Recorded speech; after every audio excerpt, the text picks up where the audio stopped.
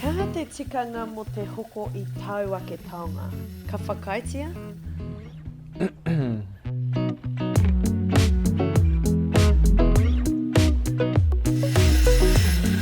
Haere mai ngā tāngata me o rātou taonga kua pakaru, kātahi māku e whakatika me te whakaora I enei taonga kua pakaru.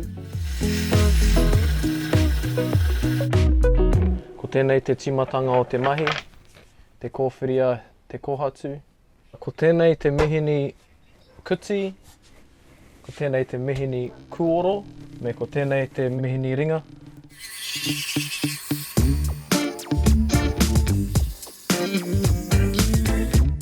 Ko tōku pāpā, a Gordon Toi, he tohunga ki roto I ngā mahi toi. Nā reira, I te wā e tamariki ai ahau.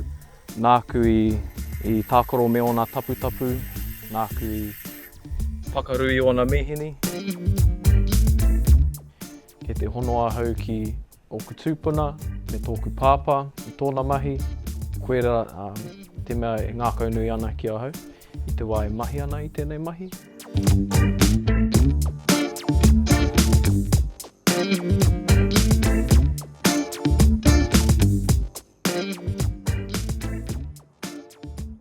Hea te tikanga mo te hoko I tau ake taonga? Ka whakaitia? Ai, ka whakaia hau ki tērā, I te mea he rereke ngā wā ināianei.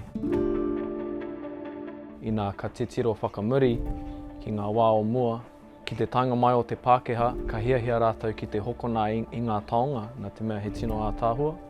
Nā reira, ka tiki ngā taonga o a rātou hoariri, anei te taonga mōu. Engari, kaore rātou e mōhio he taonga tuku iho tēnei, kei roto tonu te Māori o a rātou tūpuna I roto I enei taonga.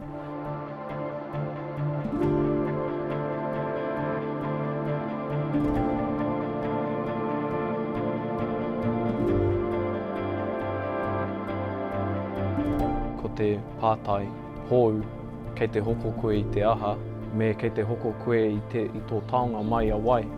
Nā reira, haere ki tētahi tangata e mahi ana I te mahi no Aotearoa, haere ki tētahi wāhi ki roto pea I tō iwi, ki tētahi wāhi e tae ana koe ki te whakapono ki tērā tangata, te kai whakairo.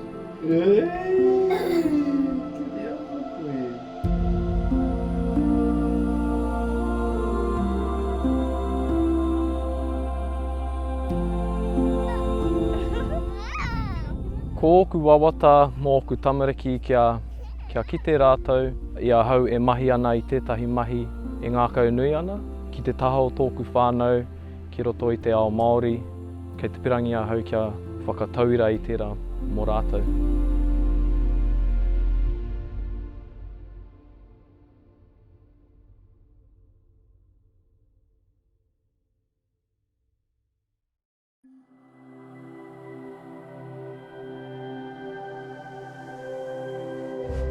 Ko te reo